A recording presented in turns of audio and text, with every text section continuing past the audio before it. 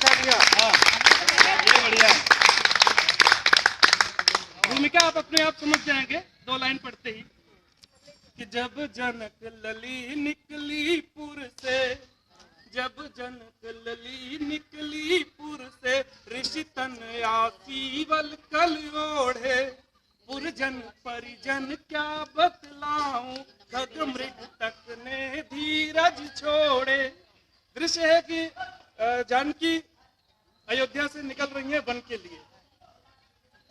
सारे पुरजन परिजन सब मना कर रहे हैं, सारी जनता खड़ी हो गई, कह रहे नहीं नहीं आप न जाओ, राम लक्ष्मण तो चलो एक बार हम सह भी लेंगे, आपका जाना बड़ा मुश्किल हो जाएगा, नहीं सह पाएंगे। तो उस दृश्य पे हमने कुछ लिखा है, आप सुनिए कि जब जनक लली निकली पुर से, ऋषि तन आसी वल कल ओढ़े, पुरजन परिजन क्या बतलाऊं, खग मृग तक ने धीरज छोड़े।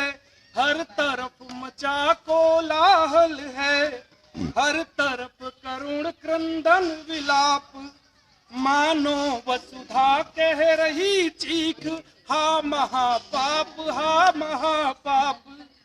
आवाज उठी ठहरो ठहरो, परिभ्रमण तुम्हारा ठीक नहीं, आवाज उठी ठहरो ठहरो, परिभ्रमण तुम्हारा ठीक नहीं। हे राज भवन की राजवधू, वन गमन तुम्हारा ठीक नहीं। तुम कमल पात से भी कोमल, तुम कमल पात से भी कोमल, वन पथ कठोर पथरीला है। लौटो लौटो आगे न बढ़ो, लौटो लौटो आगे न बढ़ो, कानन जीवन जहरीला है।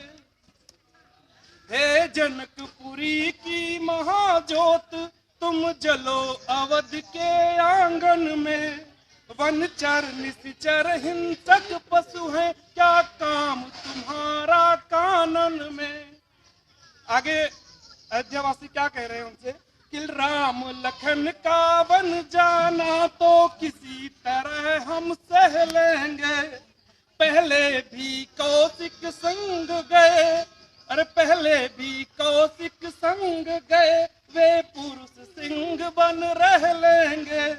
और किंतु तुम्हारा बन जाना तो सहन नहीं हो पाएगा, यह सूर्य वंश के सूरज पर सीधा कलंक लग जाएगा। और उसके बाद उनका अपना देश प्रेम देखिए, उनको चिंता एक बात और थी, और वो चिंता मैंने इसमें उकेरी है कि कहो अयोध्या जनकपुरी को कैसे मुंह दिखलाएगा। कोई कभी राजा जनक अगर पूछ लिए, विदेह पूछ लिए कि सीता कैसी है, तो हम लोग क्या बताएंगे, कैसे रखा है मैंने आपको सीता, कि फिर अवध सदा के लिए ही मिथिला से छोटा पड़ जाएगा, और सीता सुनते ही कौशलपुर लज्जा से गड़ जाएगा। कहो अयोध्या जनकपुरी को कैसे मुंह दिखलाएगा, और जो विदेह ने पूछ लिया तो शर्म से ही मर जाएगा। इसलिए निवेदन है तुमसे, इसलिए निवेदन है तुमसे, तुम आज अवध की लाज रखो। हे जनक लली हे जगदम्बा, तन पे न ये वलकल साज रखो, तन पे न ये वलकल साज रखो। कि ठहरो ठहरो हे अवध आन, ठहरो ठहरो हे अवध आन, अन्यथा भूप भर आएंगे, और राम लखन से नहीं तुम्हारे जाने से मर जाएंगे। इतने के बाद भी वो रुकी नहीं, वो चली गई।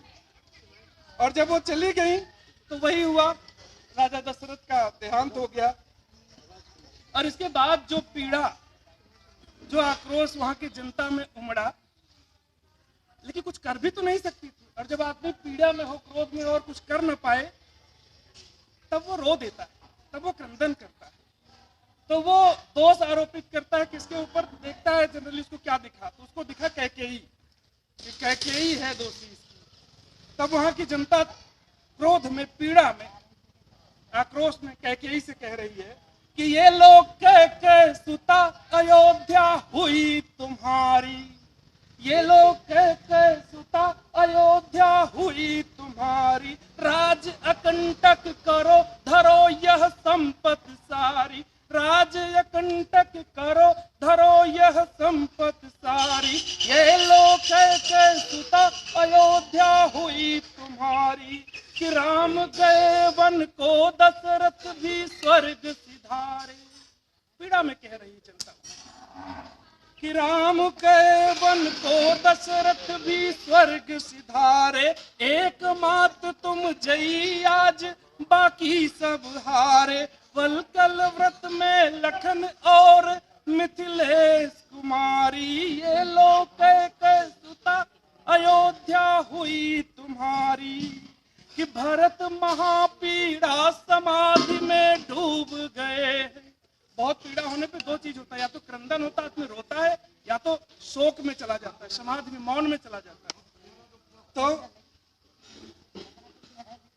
तो कह रहे कि भरत महापीड़ा समाधि में डूब गए हैं, तुमसे सिंहासन से आंखें मूंद गए हैं, और शिला को शिला हुई, शिला मतलब पत्थर, कि शिला को शिला हुई सुमित्रा हुई दुखारी, ये लोग कह सुता अयोध्या हुई तुम्हारी, कि उर्मिला मांडवी सुचिक्रीरथ सब मौन पड़ी है, उर्मिला मांडवी सुचिक्रीरथ सब मौन पड़ी है, कहो कैकेयी कहो अवध में कौन घड़ी है, अरे मरघट में तब्दील हुई कैसे फुलवारी, ये लोग कह सुता अयोध्या हुई तुम्हारी, कि एक शत्रुघ्न है बोलो किस किस को संभाले।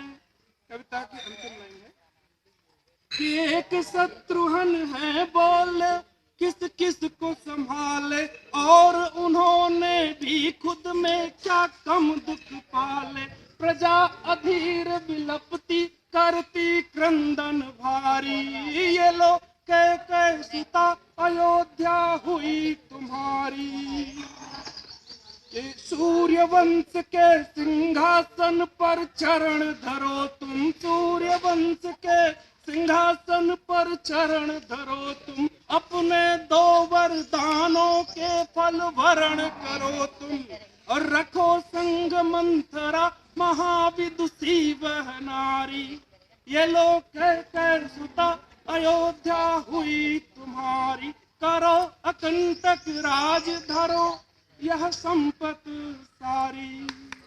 बहुत बढ़िया, बहुत बढ़िया।